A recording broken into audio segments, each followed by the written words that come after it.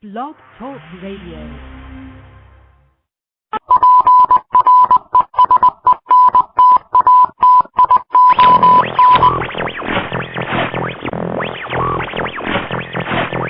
Welcome. There's a time when the operation of the machine becomes so odious, makes you so sick at heart that you can't take part. You can't even passively take part. And you've got to put your bodies upon the gears and upon the wheels, upon the levers, upon all the apparatus, and you've got to make it stop. And you've got to indicate to the people who run it, to the people who own it, that unless you're free, the machine will be prevented from working at all. I want the truth. You can't handle the truth. As long as the Matrix exists, the human race will never be free. Start somewhere. It has to start sometime. What better place than here? What better time than now?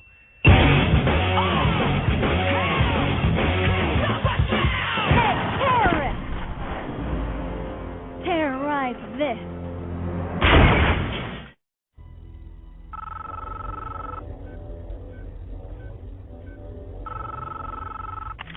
I know you're out there. I can feel you now. I know that you're afraid. You're afraid of us. You're afraid of change. I don't know the future. I didn't come here to tell you how this is going to end. I came here to tell you how it's going to begin. I'm going to hang up this phone, and then I'm going to show these people what you don't want them to see. I'm going to show them a world without you. A world without rules and controls, without borders or boundaries. A world where anything is possible. Where we go from there is a choice I leave to you.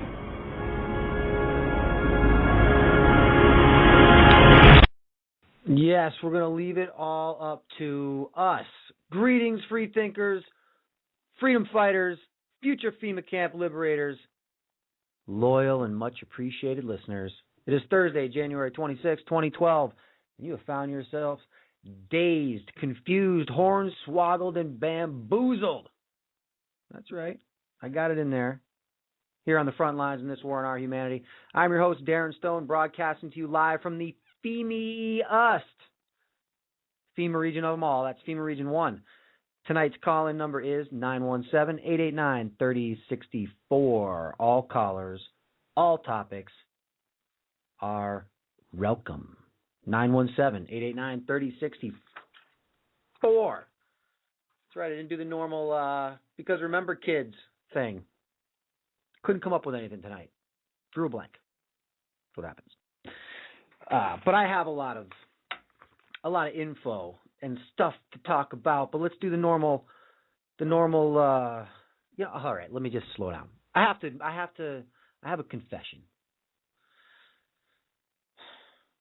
I'm a little excited, and at the same time, I'm kind of sad because the show is moving starting Monday to the Orion Talk Radio Network. Going to be broadcasting from between 5 and 7 p.m.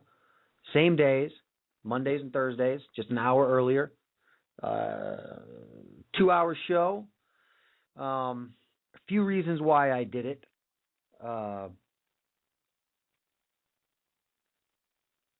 I guess one would be hopefully some more exposure.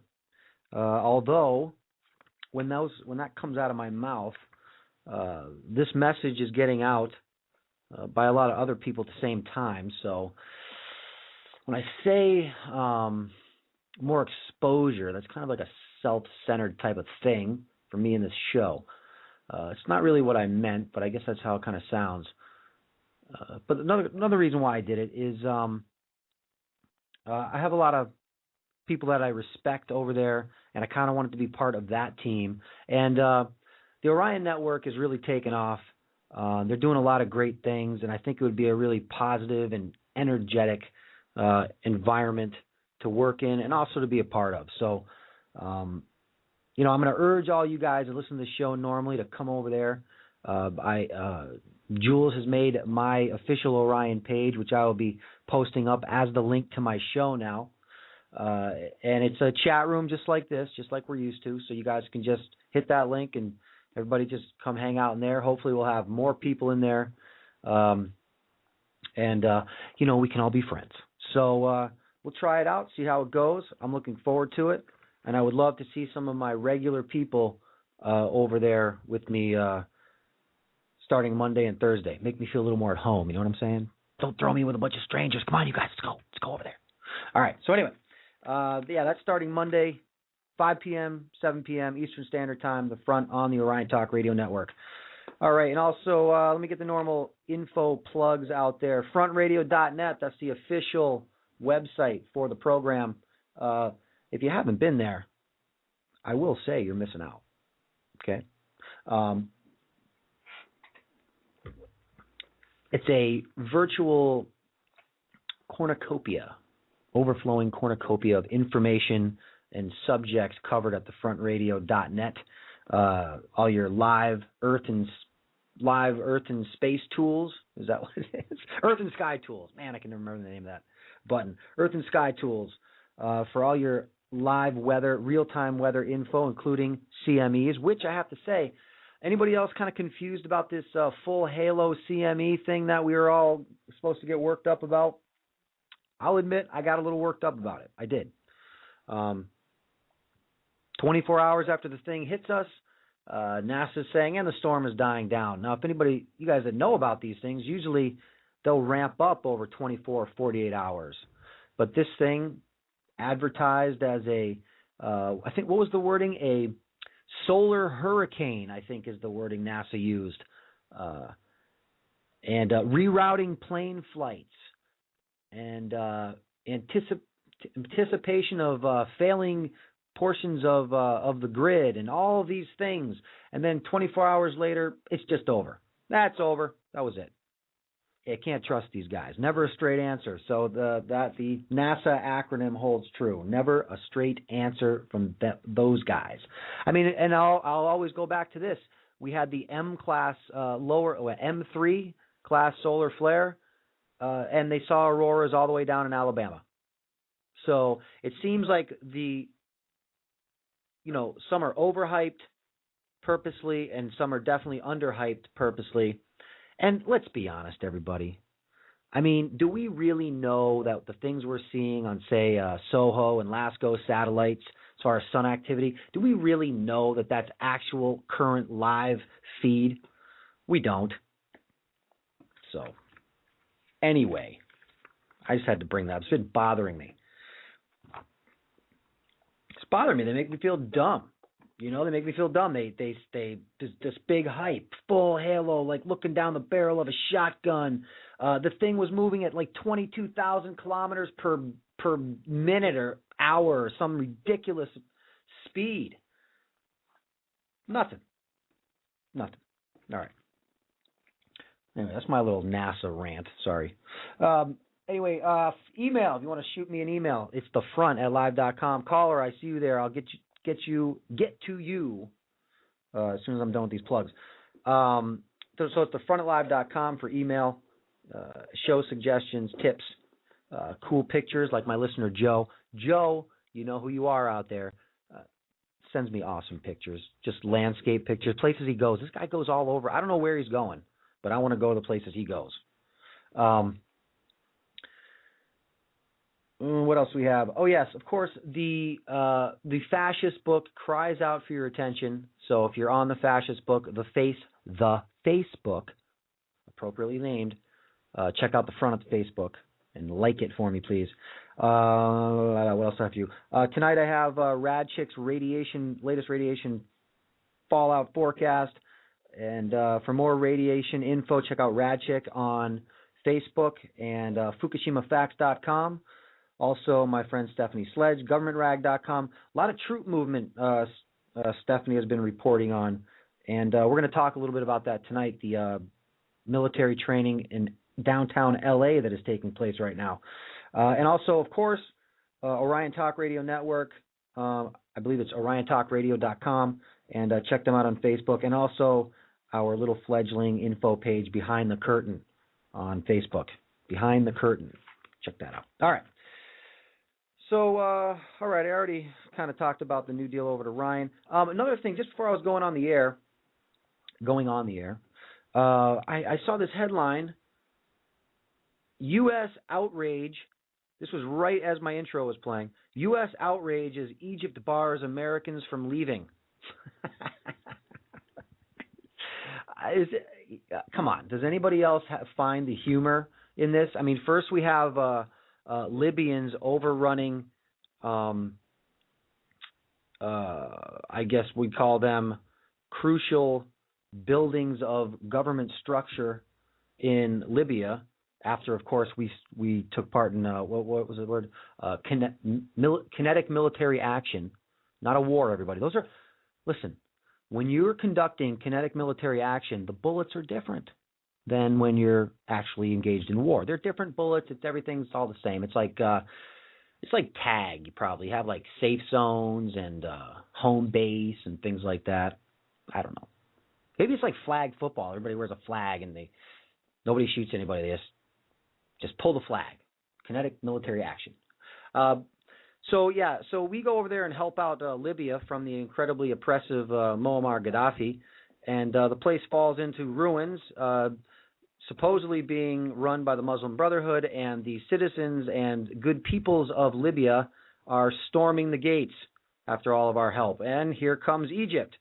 Of course, you know what happened after the completely false, as advertised over here in the United States, Egyptian revolution, where the United States funds the majority of Egypt's military, and after they ousted Mubarak and probably killed him with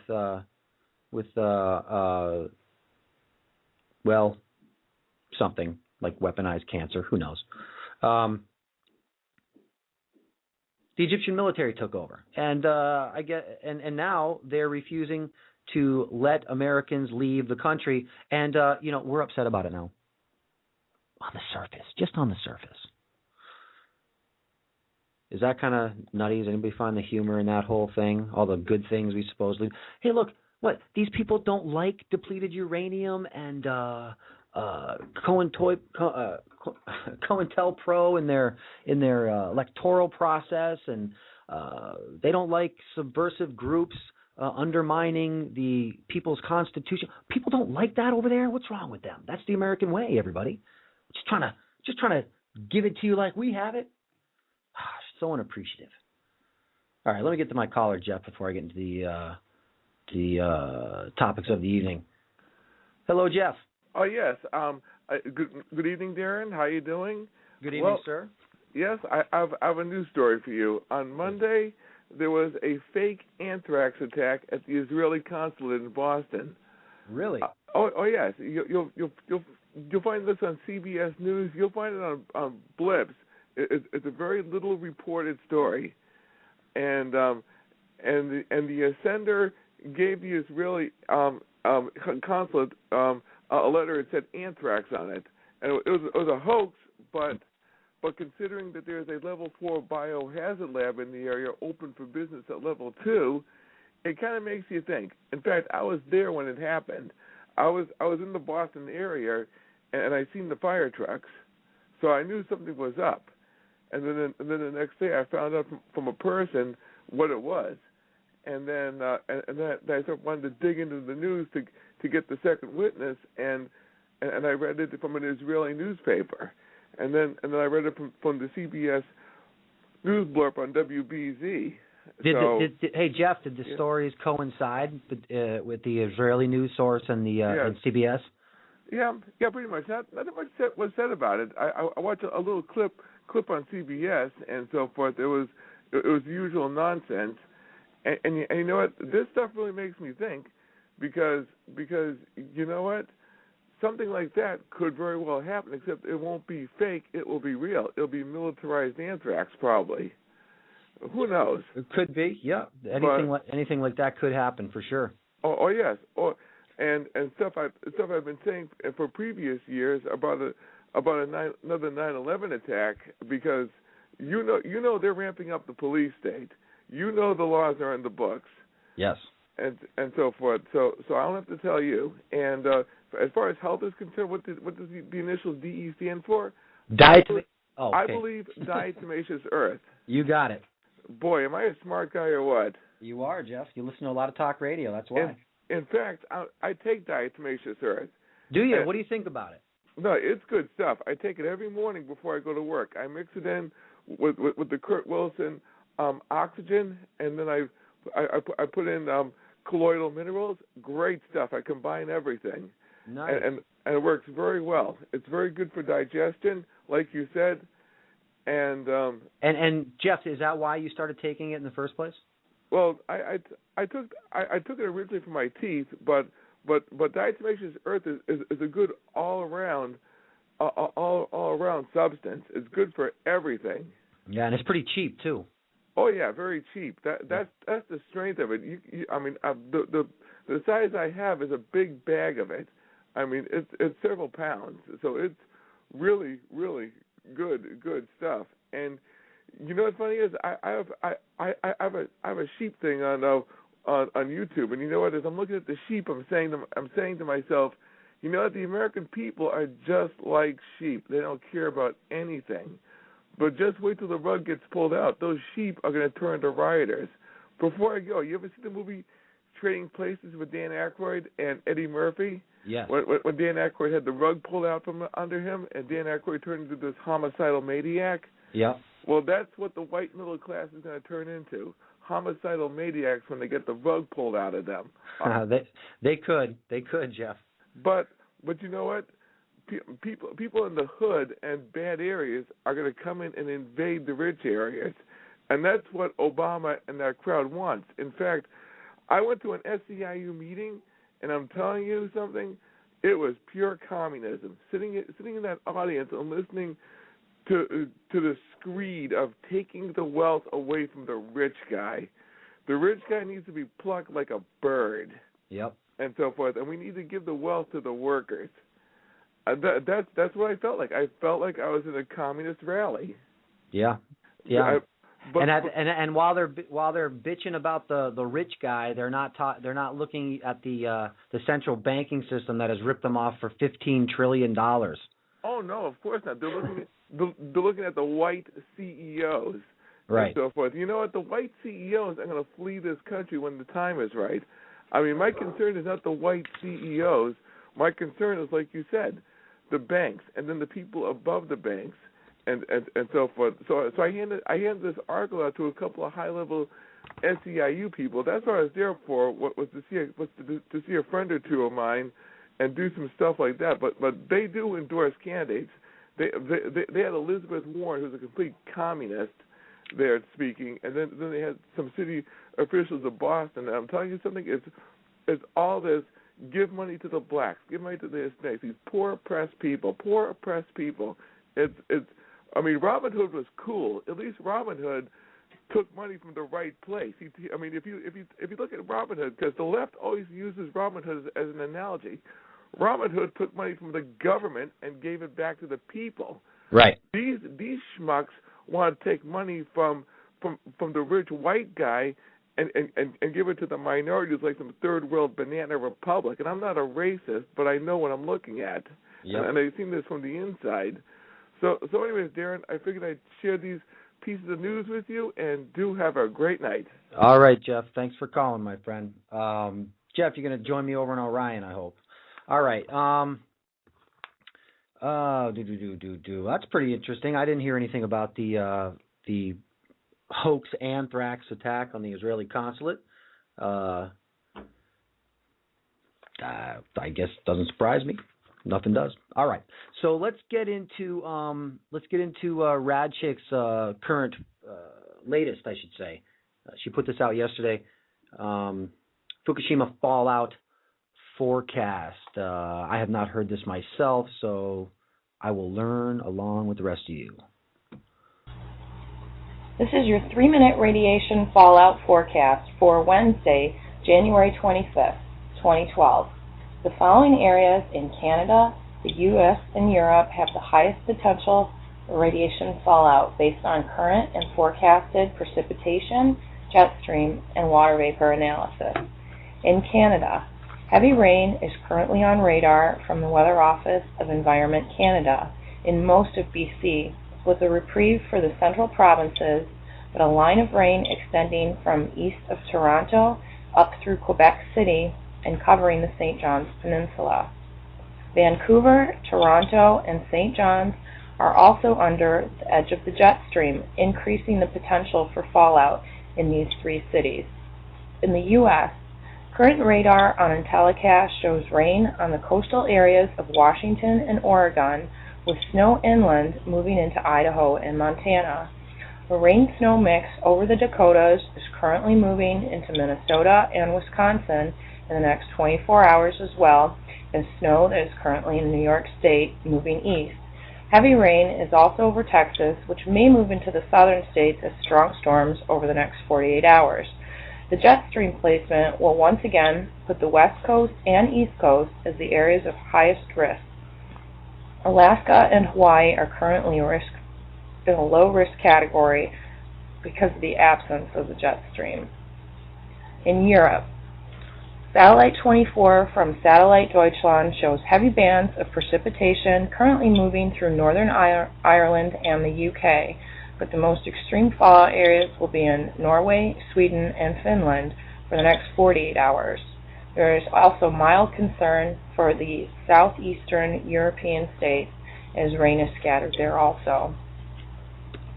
Resources used for today's forecast, in addition to those mentioned, include NextRad, Next Generation Weather Lab, European Loop from Meteo France, and the meteorological charts of the North Atlantic and Europe through weathercharts.org.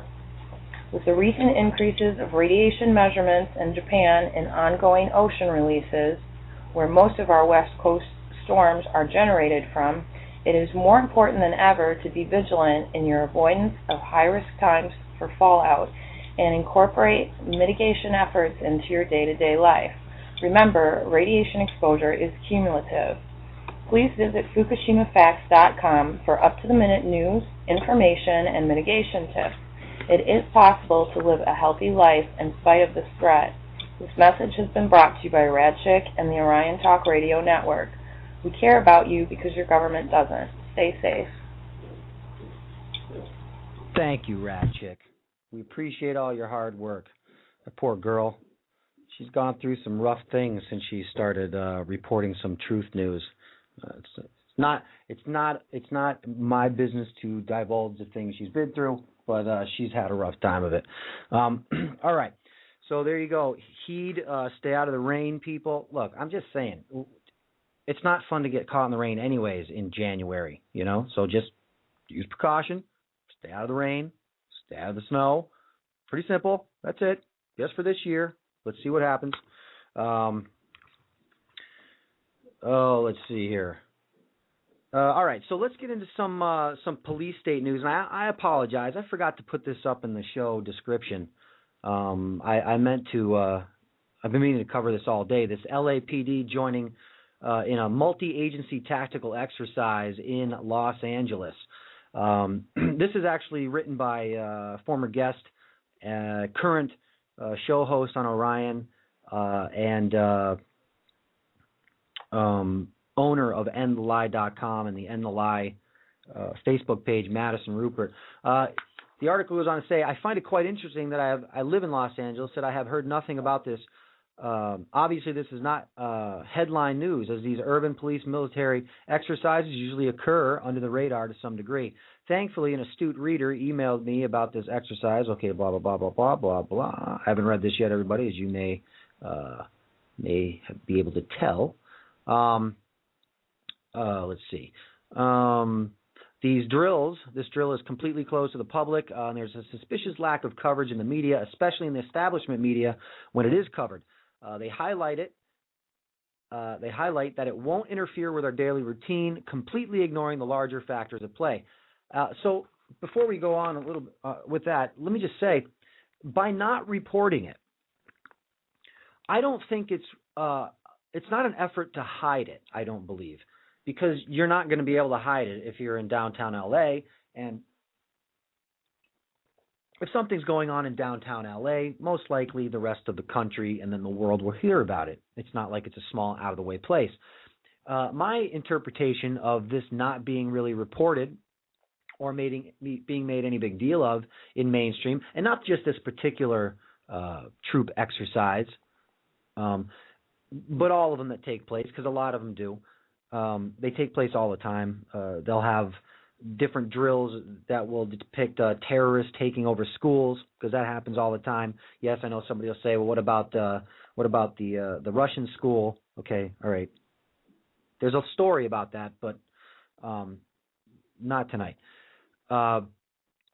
It doesn't happen here, and it's probably not going to, but they drill for it anyways. But all these drills they do, by not reporting on it, what it does is it just gives the perception that this is business as usual. It's normal. This is a non-story. Why would we, the media, report a non-story? So just everybody, look, it's not going to interfere with your daily routines. Just completely ignore it and go about your business. Read the billboards, play. Forget about the movement, as Zach De La Rocca says. This goes on to talk about, Madison's quoting, I guess, a publication called The Daily Breeze. Joint military training exercises are going to be held in the evening in downtown Los Angeles and other portions of the greater Los Angeles area through Thursday of this week. They cite the Los Angeles the police department without giving a precise name of source, and they do not say when exactly the drills will begin, although the article was posted in the morning of January 24th. However, upon visiting the LA Police Department website, I realized that they had actually released a news item about it on January 23rd. Let's see. The fact that they are not giving exact locations and giving the wildly ambiguous location of quote-unquote portions of greater Los Angeles, which is pretty big, just so you guys know. I used to live out in that area for a short time. A little farther south. I really didn't like L.A. It was a little too much for me. Let me see here. Given that I am paying for these exercises, he's referring to tax dollars, the least I would like to know is where exactly they're being conducted. The most specific information they have provided as to the location of these exercises was given when the unnamed LAPD official said that the sites, quote, have been carefully selected to ensure the event does not negatively impact the citizens of Los Angeles County in their daily routine. According to the police, this training will include helicopters and has been coordinated with the local authorities along with the owners of the training sites themselves. Police stated that safety precautions have been taken to help prevent risk to the general public and military personnel involved. The Daily Breeze writes, the exercises are designed to ensure the military's ability to operate in urban environments. Because from World War I, basically pretty much all wars, the soldiers never encountered urban areas. So here in 2012, after we've been occupying large amounts of the Middle East with troops who I'm assuming have some urban areas, we are going to ensure that the military's ability to operate in urban areas, prepare forces for upcoming overseas deployments. More upcoming overseas deployments. I guess we have plans. And meet mandatory training certification requirements, police said. So that's what these exercises are for. Pay no, never mind. Okay.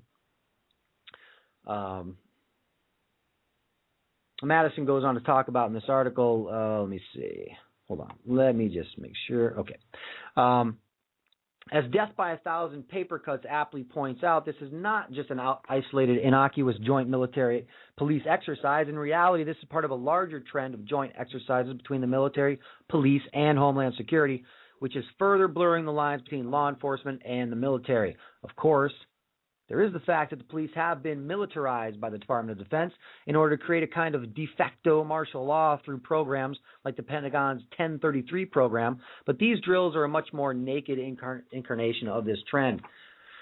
Let me see. Anything else of relevance in here that you all need to know?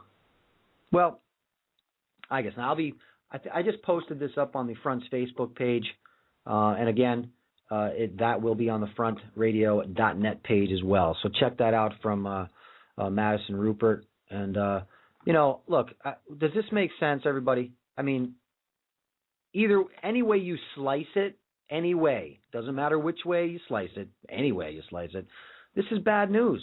It's bad news for us, and it's bad news for whoever they're training to go fight in their own urban area.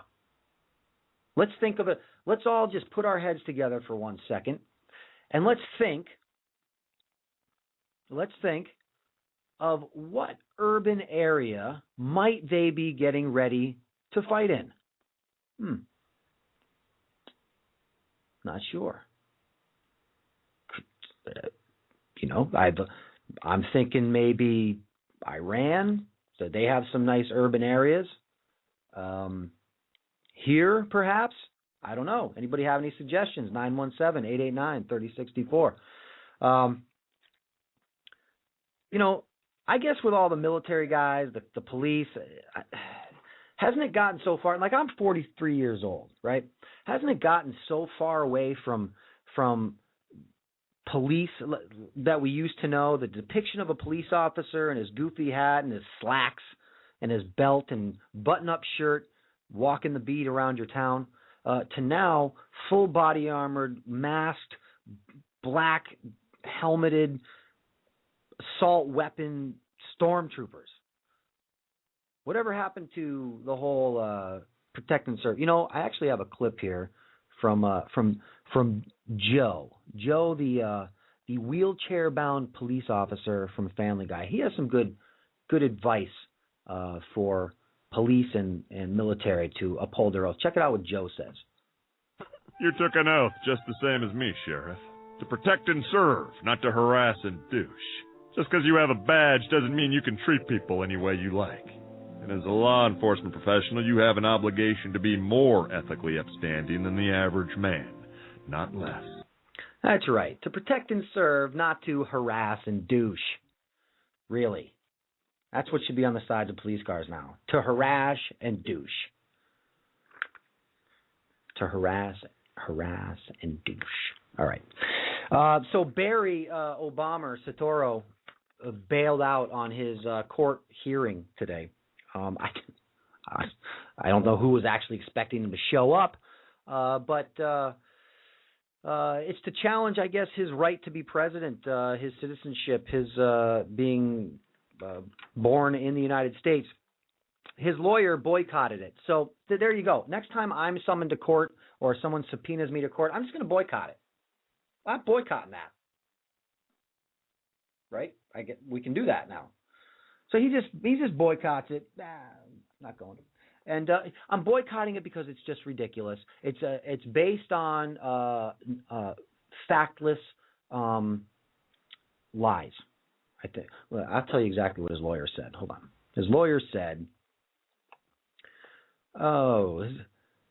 his lawyer.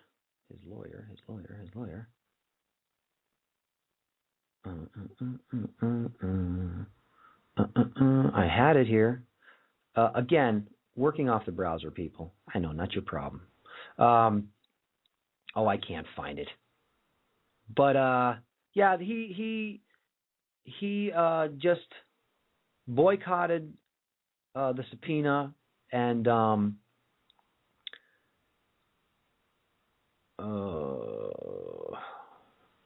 I can't find it. Oh, well. Look, suspicions. I have really never brought up the whole birther issue on this show. I believe it has validity to it, but it wasn't going anywhere, so I didn't bother wasting your time or my time and energy researching it or trying to prove anything to anybody. The red flags with his status as a real person, I guess we could say, is the suspect Social Security number that he supposedly has used, and it's from a guy in Connecticut who's dead. And I had a good friend of mine who's very well versed in Photoshop and who was actually an Obama supporter. I had him take a look at the supposed official birth certificate that was posted on WhiteHouse.gov, and my friend laughed at it as how ridiculous that anybody would pass this off as authentic. My friend has no reason lie. He could be wrong about it, but he said it was so blindingly obvious that this was a forged document. You know. But, you know, what are you supposed to do with that information? Then I can turn around and tell the guy next to me, hey, you know, that's not real. What's he going to say? You know, but this guy, you know, and this is why, and this is going to lead me right into something I'm now calling Plan B. Okay? Last show, I talked about Ron Paul, and I talked about how I think it's kind of silly how people who believe that we are under a global conspiracy by an all-controlling cabal of, I guess we'll call them elitists, elite, I don't know. That word actually gives them merit, so I don't really like to use it. Backstabbing, lying, underhanded, reptilian scum would be more like it. But if you believe in that, then I find it has to be a complete psychological disconnect in what you're saying you believe, and then when you actually are under the hope that somebody like Ron Paul is going to be elected in a fair electoral process as President of the United States, and then come in and single-handedly dismantle a structure that has been put in place over the last 100 and something years. I will say this, okay, because I've gotten a lot of flack from what I said. I've gotten a lot of praise for what I said also, but I've gotten a lot of flack, and I've been called a defeatist. I've been called a defeatist. I think that anybody who listens to this show and has been listening to this show for a while knows I am not a defeatist. I am a realist as far as the agenda that is before us, and I am more than willing to sit down and have a rational discussion with anybody about any part of it, and I would be most appreciative if I could be taught that the things I think are not correct. But you have to provide actual proof and circumstances, and you have to show me, you know, factually why I'm wrong, because I will show you factually why I believe what I believe. Because when people don't believe this stuff, they just base it on they don't want to, or that can't be, or I don't believe it. That's all it is. There's no factual proof against it. But when it comes to Ron Paul, look, again, I'm going to make this statement again. I like the man from what I see. I like what he says. On election day, if he is somebody that I can vote for, well, I guess I can write it in, so I will. On election day, I will vote for Ron Paul, knowing full well I am taking part in a complete farce. But I will do it so that when Ron Paul is not our president, I can't get accused of not voting for him and not doing my part in the farce. So I will do it. My reason for bringing this up is because we need a plan B. Okay? The good people of this country, the people, and I know a lot of good people that are Ron Paul supporters, okay? They're good people, okay? It's not like the co-opted Tea Party and they hold the party line. Most of the people I know that are supporting Ron Paul, I would not consider them, you know, mainline Republicans or anything like that. I would classify them as libertarians, constitutionalists, people that just want to be left alone, don't want big government in there. They're not racist. They really want to just everybody to live and let live and be left alone. That being said, I see good people who are motivated to make positive changes in this country getting sucked in to this whole thing, just like a lot of people got sucked into the Obama thing. You know, and you know, I don't want it to be true, but it just is. It just is. That is the truth. And I would rather see the Ron Paul supporters getting upset and bringing attention to the fact that the system will not allow a fair electoral process and not focus on their guy not getting a fair treatment. That would be more productive. And then vote for Ron Paul. But don't pit yourself against a Newt supporter or a Romney supporter or Obama supporter, because that just gets you locked into left, right, and divide and conquer, and nobody's going to change their mind that way. It's useless, and that's the exact trap you're supposed to fall. So I see good people being led into this trap again. You know? And I'm called a defeatist. It's like, and that's the word. And I know people who have brought this topic up, and they've been called that word now too. And so, see, this is just like when you disagree with something Obama was doing, you were a racist. And now if you say that Ron Paul isn't going to get elected, you're a defeatist. I'm not saying he what he stands for couldn't get him elected. I'm saying the system will not allow for somebody like him to get elected. You see it happening. Newt Gingrich, are you serious? A man who said he'd like to have people shot, American citizens shot, people that smoke pot, shoot them, and the media is going to try to convince you that this guy is a front runner? I mean, this guy has been, he's contradicted himself.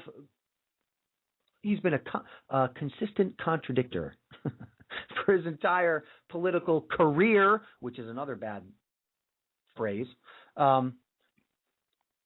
Anyway, so, but then we get down to the facts, okay? And we'll get out of the conspiracy or Darren's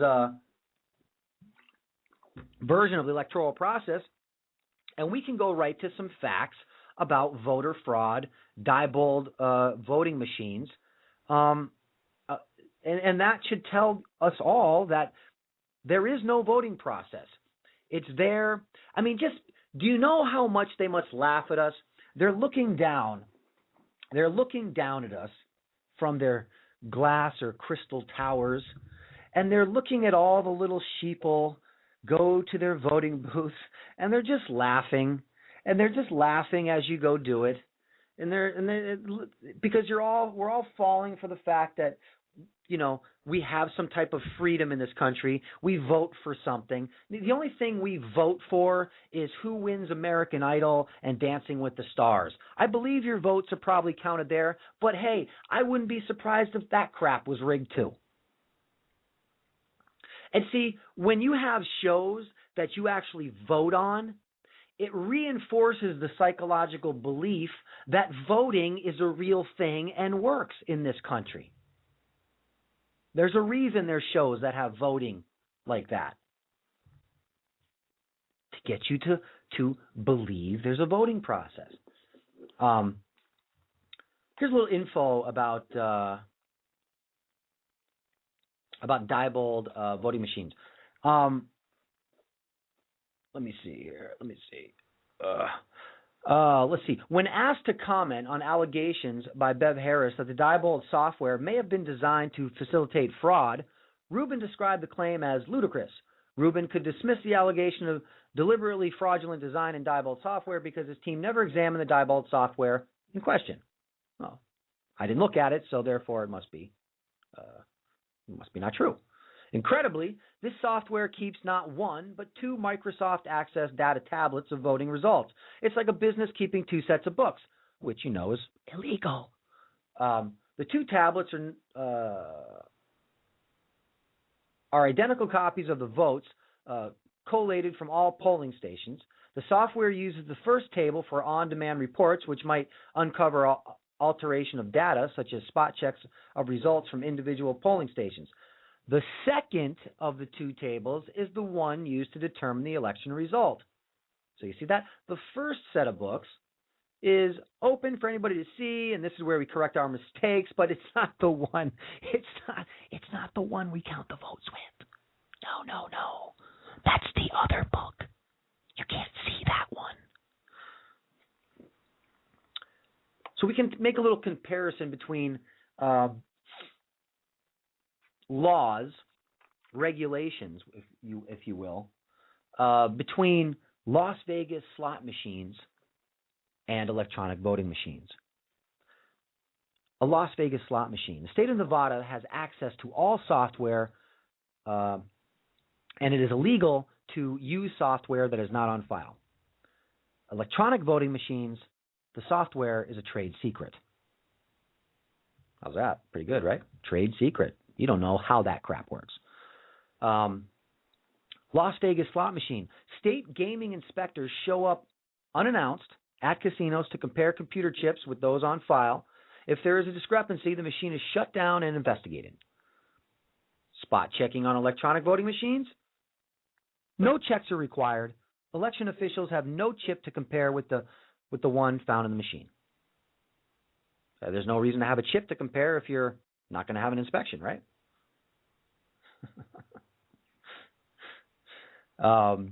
Background security. Your Las Vegas slot machine. Manufacturers subjected to background checks. Nice. Employees are investigated for criminal records. Okay. But background scrutiny for electronic voting machines? Citizens have no way of knowing, for example, whether programmers have been convicted of fraud or not, because there's no investigation. There's no checks. We're just supposed to trust them. Just trust them. Equipment certification. Your Las Vegas slot machine by a public agency at arm's length from manufacturers. Public questions are invited. I don't know what that means. Okay, sorry. For your electronic voting machines, equipment certification goes like this. By for-profit companies chosen and paid by the manufacturers. No public information on how the testing is done. We're 0 for 3. We're 0 for 4 here on any type of disclosure on electronic voting machines. And handling disputes. Las Vegas slot machines. Casinos must contact the Gaming Control Board, which has investigators on call round the clock. They can open up machines to inspect internal mechanisms and records of recent gambling outcomes. So they can go in there, rip the machine apart, check it out, see what's happening. See if something went awry for the user to handle the dispute. But handling disputes for your electronic voting machines, I guess, like if there's too many dead people voting, or if there's people's votes have been stricken from, like the supposed events down during the 2000 elections with Bush down in Florida, where a lot of minority votes were supposedly scrapped. Don't know. But anyways, handling disputes for your electronic voting machines is, in most cases, a voter's only recourse is to call a number at the Board of Elections that may or may not work to lodge a complaint that may or not be investigated. May or may not be investigated. What do you think the chances are? Hey, I'm a concerned citizen and I don't think my vote was counted. How far do you think that's going? All right. So there you go. So even if you don't believe that we are being oppressed or under the influence of or being driven into all types of horrific atrocities by a global cabal, then at least you now know that the regulations, and I'm sure there's much more evidence than that. I just wanted to touch on it a little bit. So that's why I bring up the Plan B thing, okay? Because I know that, the other thing is this. Ron Paul ran in the 2004 elections, right? I'm sorry, the 2008 elections. He ran in the 2008 elections. Didn't really make that much of a splash, you know. I'm wondering what the big splash is now. Do more people waking up, more people seeing the tyranny coming closer to home? I'm not quite sure what it is, but it just seems that they always want to roll somebody out there or to tell you the things that you think you want to hear at that point in time in our lives and in history. And it's an old game, and I'm not falling for it this time, you know, or any more times. Fool me once, Shame on me, fool you again. Shame on you. I'm not going to get fooled again. Isn't that what Bush said? Something like that. All right. Where are we headed? Oh, let's go into international waters. All right. So war drums are beating for Iran.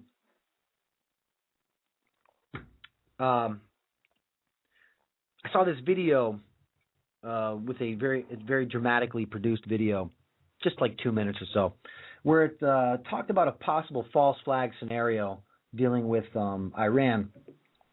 I thought it sounded pretty feasible, right? I wasn't aware that this was taking place. I looked it up, and it is true. This is taking place. So it sounds like a feasible false flag event to accomplish a few different things. Let me play you the clip, 2 minutes long. Like I said, very dramatic, okay? But listen to the info and let me know, and we'll talk about it after this.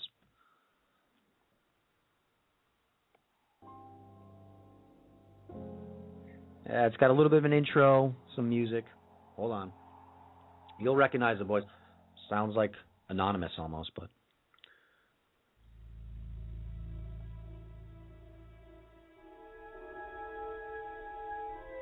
With the collapse of the oil embargo to force Iran into a confrontation over the Straits of Hormuz, the US and Israel are looking for another way to get the long-sought war with Iran started, and more to the point, need to make it look like Iran is starting hostilities in order to make it politically and more difficult for Russia and China to support Iran. Now, recall that Israel has a past history of attacking US warships and framing others to trick the US into attacks on Israel's enemies, with the Israeli attack on the USS Liberty, initially blamed on Egypt, as the most well-known example. So here we have the USS Enterprise, the oldest carrier in the fleet, on her last legs, scheduled to be decommissioned next year. Her name is well known in part because of the Star Trek TV series. Decommissioning a nuclear aircraft carrier is a very expensive process. USS Enterprise is powered by 8 nuclear reactors, all of which must be disposed of as nuclear waste material along with all the associated machinery.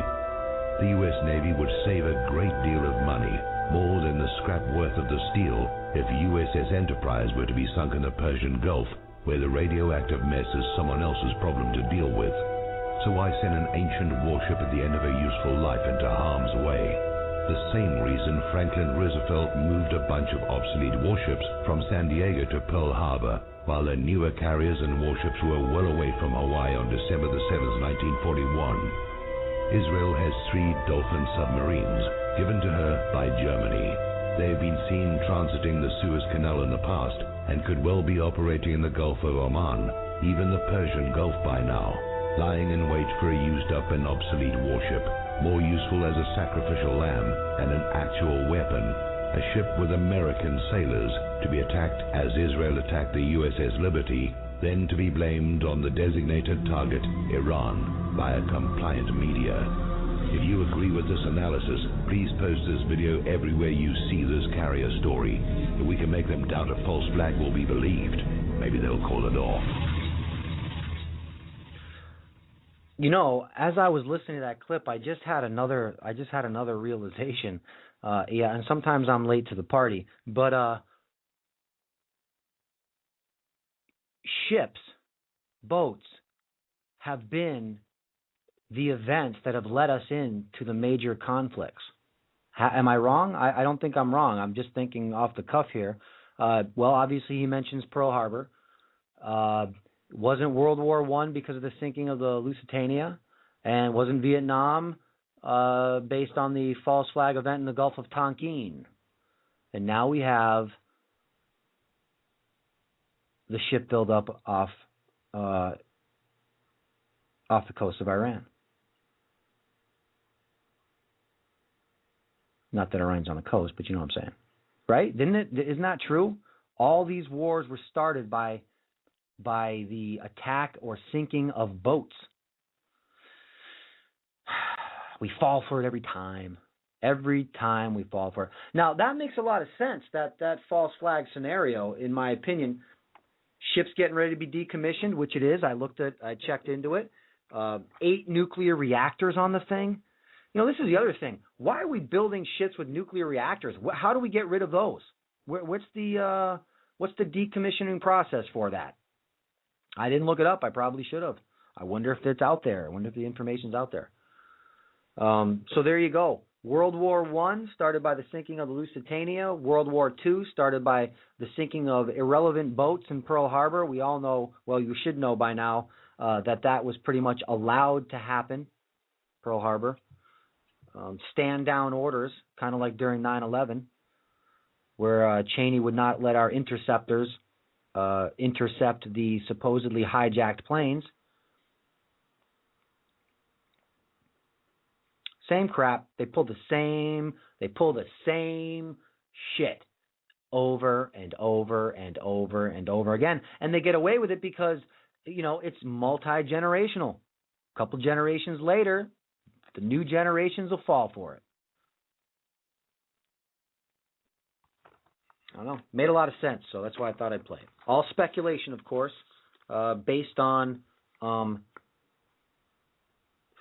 3 different factual events. So, all right. Yes, exactly. Excellent point in the chat room. Somebody says, Rained Out, her name, just like the Twin Towers were obsolete, would have cost billions to run the new optic fiber lines and remove the asbestos. You are correct. I forgot about that, but you are correct. Yep, same stuff. Yeah, I know. But hey, it's all just coincidences, everybody. Just coincidences. Nothing to see here. All right. Where am I? Let's get into some more positive stuff, all right? Diatomaceous earth and silica. Diatomaceous earth and silica. Let me see. Where am I? All right. Let's check out some stuff on diatomaceous earth. Now, I'm going to tell you, I don't use diatomaceous earth myself. Not because I don't want to. I do. I just haven't got there yet. And I really, really do. I always forget about getting some, but I really want to get into it and see if it makes me feel any better. Hey, you can never feel too good, right? So diatomaceous earth has many benefits, right? For few people. Oh, by the way, you guys in chat, if you notice the scrolling pictures, that picture that looks kind of like microscopic stuff, that's diatomaceous earth. That's what it looks like. So I figured I'd throw that up and you guys could check it out. Kind of crazy, right? Looks like baskets with little prongs on them. So few people give much thought to lowly diatom single-cell marine microorganisms that are found in abundance in large bodies of water. However, when these tiny organisms die, their skeletal remains settle to the bottom, become fossilized over time, and accumulate to produce one of nature's most beneficial and healthful substances, diatomaceous earth. Diatomaceous earth is often harvested from areas where large bodies of water once stood and is marketed in 2 grades, industrial grade and food grade. Industrial grade diatomaceous earth, a lot of people know this from their swimming pools and stuff, and that's what it says. Industrial food grade diatomaceous earth is used for many purposes, including water filtration systems and swimming pools. Food grade diatomaceous earth is perhaps best known for its non-toxic insecticide. However, food grade diatomaceous earth offers a host of health benefits too. And like I said, cost-wise, this stuff is cheap. You can buy a huge bag of it. Like I don't even know how big. It's big. It's a big bag, and cheap. Like 3 pounds, 5 pounds of this stuff, because it's about the weight of like baby powder. So imagine a 5-pound bag full of baby powder. That's what you're kind of looking at. The sharp points found on fossilized diatom exoskeletons create a safe and non-toxic strong abrasive that scrubs intestinal walls and cuts up any parasites present in the digestive tract. Additionally, as it passes the digestive tract, it attracts and absorbs pathogens such as bacteria, virus, protozoa, and fungi. It also absorbs and removes pesticides, heavy metals, and drug residues. So because this stuff, if you see the picture, and those of you that will download this show as a podcast later, I'm speaking to you from the past, it's got a lot of sharp edges on it. So when parasites are kind of crawling over it, they get all sliced and diced up. It eviscerates them. So it's pretty cool. It's kind of like colloidal silver in your bloodstream. It actually pulls from because it has an opposite charge of bacteria, virus, and fungus. And so when it comes in contact with it, because it has an opposite charge, it pulls it out, or maybe the same charge and it pulls it out, whatever it does. It pulls out components of the offending target and kind of perforates it like it got shot with birdshot. Works pretty good, colloidal silver. Hey, I would rather do that than take any type of antibiotics. And you can also dose up on colloidal silver and diatomaceous earth, so you have these things in your system, so that when certain pathogens enter, there's already defenses set up against them. They're both cheap, doesn't hurt, non-toxic. All right, so diatomaceous earth also has many health benefits due to its mineral content, which consists of about 85 amorphous silica and approximately 20 trace minerals. The silica in diatomaceous earth is effective in preventing premature aging. Silica can also make age spots fade and also help repair and maintain lung tissue elasticity. Regular intake, Joe Paterno might be able to use some of that. Regular intake of diatomaceous earth also has numerous other health benefits, some of which include lowering blood pressure and bad cholesterol, relieving sore joints, healthier skin and hair, healthier teeth and gums, harder nails. People that I know that take diatomaceous earth have had great success with just the aesthetic part of it, the healthy hair, skin, and nails. I know a couple women who have used diatomaceous earth because they had a thinning hair issue, which I would normally attribute to something wrong in the digestive tract and some type of nutrient absorption issue. But I'm not a doctor. I'm just some guy. So they've had great success with it, restoring a fuller head of hair, longer hair grows faster, healthier, all that stuff. And so, again, if that nutrient absorption issue was rectified, there you're going to see it on the outside of your body, because your health comes from the outside, from the inside out. Rubbing creams all over you and shampoos and all this stuff on the surface to try to make it look and feel and become healthier doesn't work. You have to do it from the inside out.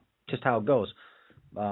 When I was doing a lot of personal training, I would try to explain this to my clients. I would say, you have to understand, my objective here is not to get you a six-pack.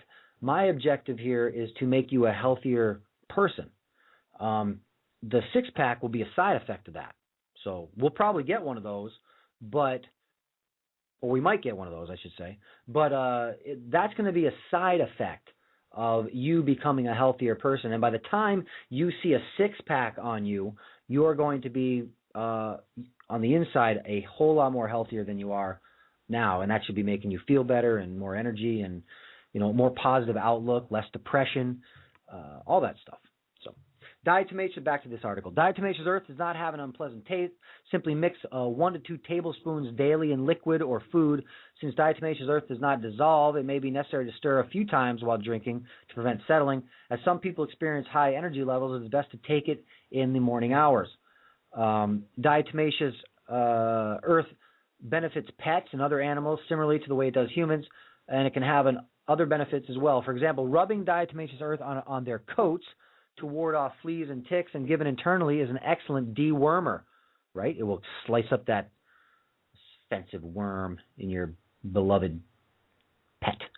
When giving pets diatomaceous earth orally, just mix it in their food. Kittens should receive 1/4 of a teaspoon, while large cats should be given 1 teaspoon. The dosage for dogs is as follows. Well, since I love my dogs, I'll tell you. Very small dogs should receive 1/2 teaspoon.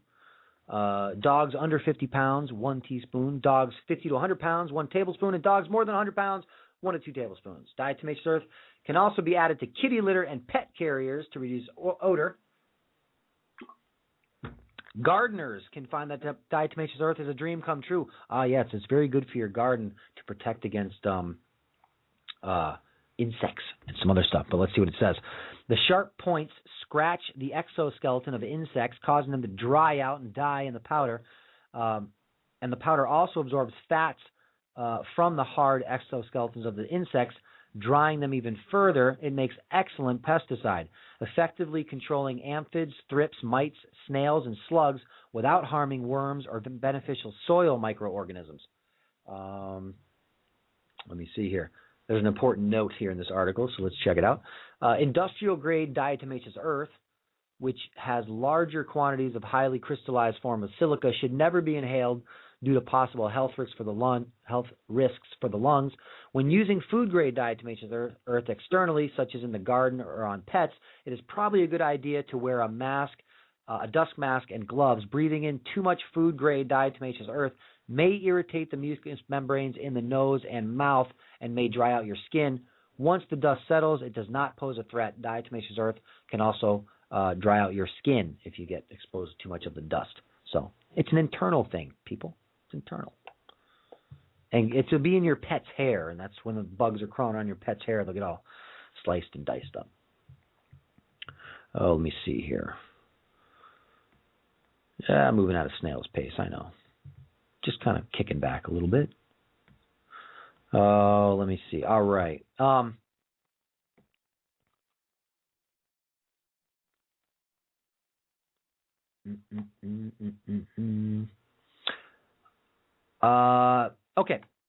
Hold on a second.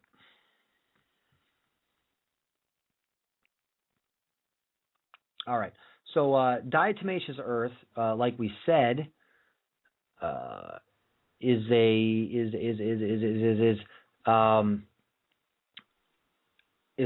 consists of 85% silica. So I posted an article a little earlier this week on the Front's website and Facebook page, discover silica's anti-aging and heavy metal detox properties. I don't want to beat a dead horse. Well, if my name was Barack Obama, I'd want to eat it, but I don't want to beat a dead horse. But let's just check this article out as far as the silica goes. So, yep. Okay, let's look at a little more in depth for detoxing of heavy metals with silica or diatomaceous earth. Even PubMed acknowledges silica acid as an antidote for aluminum poisoning and silica as a detox agent for heavy metals. Both brain tissue calcification and aluminum toxicity are linked to Alzheimer's disease. You know, why don't doctors talk to people about things like diatomaceous earth and colloidal silver? I mean, I know the answer. Just sometimes you just want to scream it. You know, what the hell's wrong with you? All right. Now it's been discovered that silica can be supplemented to help prevent yet another aspect of aging, dementia. Obviously, it can also be used as an adjunct with any other Alzheimer's treatment, such as pure cold-pressed coconut oil. Aluminum is passed out through the urine when one supplements silica. It seems there's a little danger of taking too much as long as adequate water is consumed and vitamin B1 and potassium levels are maintained. There is no shortage of aluminum toxicity in our environment. It's in cookware, beverage containers, foil, secondhand cigarette smoke, cosmetics, sunscreen, chemtrails, and more. For sure, it is in all vaccines. Injecting aluminum bypasses the normal route of eliminating it. Right. See, and this is where that falls right under the old Council on Foreign Relations, American Medical Association talking point, where a tuna fish sandwich has more mercury than a vaccination. I know we're talking about aluminum, but it's the same concept. When you inject it into the bloodstream, it crosses over the blood-brain barrier into the brain. It's not like it will go through digestive tract and get excreted. So it's not the same thing, but lots of people don't know that. So they are presented with amounts of mercury in two things, and they fail to realize the difference of the two things, and they just look at the amounts of mercury and they go, oh, well, it can't be a big deal. I eat tuna fish. I've been eating tuna fish my whole life, so I'm fine. So this vaccination must be fine for me. So aluminum accumulates in tissues that doesn't have rapid cellular turnover. The slow turnover tissues are contained in bone matter, the heart, and the brain. The brain and its associated nervous system is where diseases such as Parkinson's, multiple sclerosis, chronic fatigue, and other neurological or autoimmune diseases manifest. Dr. Chris Exley has dedicated almost 2 decades of his scientific life to researching aluminum toxicity. He calls the period of time from the early 20th century to now the age of aluminum. Before then, aluminum remained in the ground and hadn't yet been mined. Exley claims mining aluminum and using it in so many ways corresponds to the marked increase of neurological diseases. Well, duh. It's not the gene pool, people. How many times I'm going to get, when I make some front bumper stickers, it's going to say underneath it, it's not the gene pool. All right. He recommended a couple of pricey mineral waters high in silica that better health food stores carry. He claimed positive results occurred with vaccine-injured children drinking these waters, but there are other good, less pricey silica sources as well. Silica sources are horsetail is an excellent and inexpensive herbal source of silica. Horsetail has been around for centuries and almost forgotten until recent research attention uncovered more attributes. Until then, horsetail was used mostly as a diuretic or treatment for kidney stones. Anything for which silica is useful will benefit from horsetail. And there are supplements that are formulated for silica intake that you may want to look into. Foods that help keep your silica levels high are unrefined whole grains such as rye, barley, oats, and wheat. Alfalfa sprouts, nuts, and other seeds will boost your silica levels. Yeah, it's all about silica, people. So there you go. That article kind of ends abruptly. Right like that. And, of course, it fails to mention diatomaceous earth as being 85% silica. I used to use some stuff that was primarily silica. It was from this company called Hemp USA, and they call it, what the hell is that called? Something powder. I cannot think of the name of it. It's Hemp USA. It's one of their big products. Anyway, I used to use it. I wonder if it was advertised as silica, but I wonder if the silica source was DE.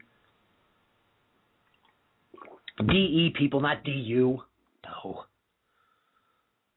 Yes, microplant powder. That's what it was. Microplant powder. Thank you, Jules. It's microplant powder from Hemp USA. Hey, Hemp USA, want to sponsor me? All right. Anyway, what do I have extra? I have some food storage information for all you preppers out there, you people storing food. All right. Let me see.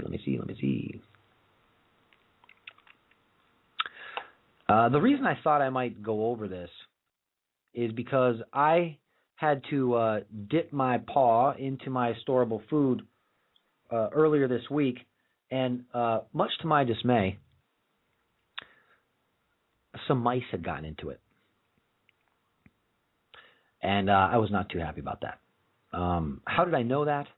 I reached my hand into my food bin where I have some freeze-dried packets of, sometimes it's chicken Alfredo, blah, blah, blah. And all I had was a handful of powder. So I had to open up the thing, and I don't know what happened. I would think that the mice would have been having a field day in there, but they only broke into 2 packets. So that may tell me something about my storable food. I don't know if that's a hint or not. But I was not happy about that. So I had to rip through all my food, check it all, repackage it, restore it, and kind of secure it and make sure no more mice could get in it. And, I have 2 cats. I'm like, dudes, do your job. Do your job. I shouldn't be surprised. Quick story. I was sitting in my living room one time, and out of the corner of my eye, I saw a mouse run by. That's right, I did. Little mouse ran right by, down my hallway, and turned and went into a room. And the kicker was my cat was laying on the floor and just watched it go. So that's probably why the mice got into my storable food. Free cats, everybody. You know what a free cat? All right. So food storage. Let's check out a little bit about some food storage here. How much time do I have left in this program? All right, I'm good. I think we have like 7 tips here, or 7 questions. Food storage and oxygen absorbers. What size of oxygen absorbers should I use in a 1-gallon bag and a 5-gallon bag? I'm not going to go over that because that's really boring crap. Okay, so I'm going to move down. I'll post this article, so you guys that are storing food, want to know the answer to that question, you can check it out. Repackaging food. Do you have to repackage food items in Mylar bags, or you can just throw them in a 5-gallon storage bucket with some oxygen absorbers?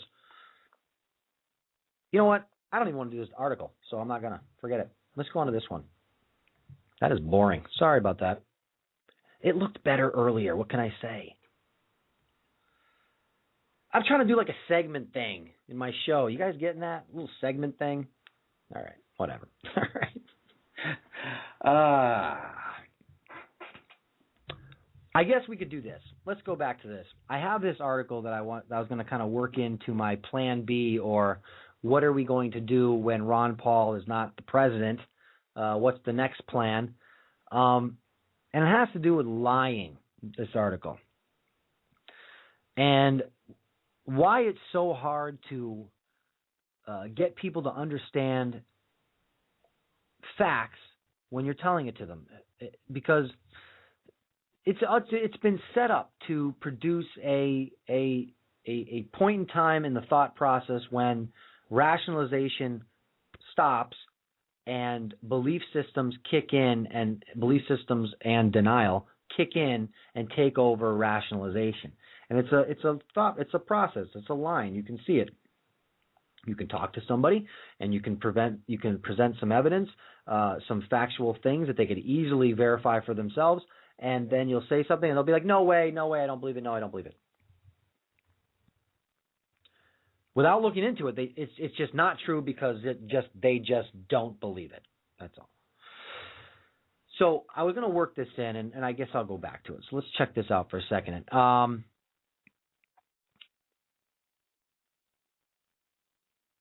I don't think people really understand how nefarious lying is. I mean, the elites actually believe that what they are telling us, and they believe it is what we need to hear. Therefore, to them, it is an enforceable truth.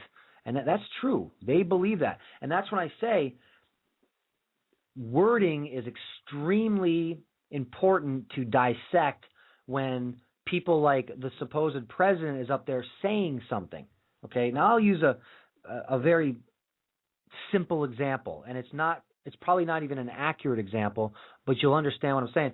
When Obama was talking about change, well, it wasn't the change that people were looking for, because most people would associate the word with change in a positive manner, okay, coming from this person that they thought was going to do something decent for them. They thought the change would be something in a positive manner for them. But what he meant was that it's going to be a change in how we do things around here, because that's what his bosses are telling him. So the wording is very important, and what this article just said, they believe it is what we need to hear, therefore to them it is an enforceable truth. The twisted minds of the psychopathic control freaks who slither their way into positions of power use lies not just to cover up a device, not just as a cover-up device, hiding truth from the rest of us. It is a thuggish, aggressive projection of an image or idea to forcefully keep us silent and subdued. And are we silent and subdued? Oh, the vast majority of us are. Why do you think they also have to drug our food, or drug our air, and drug our water? It's the same thing. And it's for the thing that I always say it's for. It's because they're afraid of us. And that's what this person who wrote the article said. And so what's controlling them? I mean, besides lust, envy, greed, arrogance, fear, and insanity, there's lots of things. You also have to wonder who's controlling them. They answer to somebody as well, And that's kind of where it gets freaky. To imagine yourselves in a world of one of these creeps is horrific. This Clinton guy is said to have had destroyed a large part of his nasal mechanics from snorting so much cocaine during his drug running years in Arkansas, which he covered up via crooked underlings, bought-off courts, and dozens of murders. I think it's something like 96 of Clinton's dead friends. You can find that list. Just Google it. Oh, yes. Double shotgun blast to the head ruled as a suicide. Yeah, things like that. Clinton's dead friends. Check it out.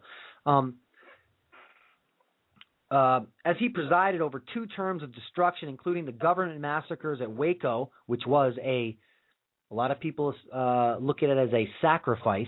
No reason to burn women and children to death. Sorry, there's no reason that should have happened. The ATF could have grabbed David Koresh any point in time they wanted to. He had a strict schedule he kept to. He went into town at least a few times a week by himself. So he could have just been apprehended easily, but instead they decided to burn women and children to death. It's kind of weird how Janet Reno was a very what's the word I'm looking for? Androgynous person, just like Napolitano, Janet Napolitano. I mean, these people. I'm not going to go into that, but I think you know what I'm saying. All right. So he presided over the massacres at Waco and Oklahoma City, and he still wanders the earth pretending to be someone of importance, of changing huge fees for speaking engagements as he scopes the areas for sex objects. That's probably what he does. Him and his friend, his good buddy George Bush Jr., were up in Canada not too long ago, both doing a speaking engagement together. You know. So what is lying? Let me see here. Yes. What is lying? It's not a two-dimensional cover-up device. I mean, when it comes to our self-appointed rulers and handlers, it's brute force being exerted on the human psyche with carefully delineated objects. And these people live whole lives that are massive lies, covering up untold weirdness and atrocities.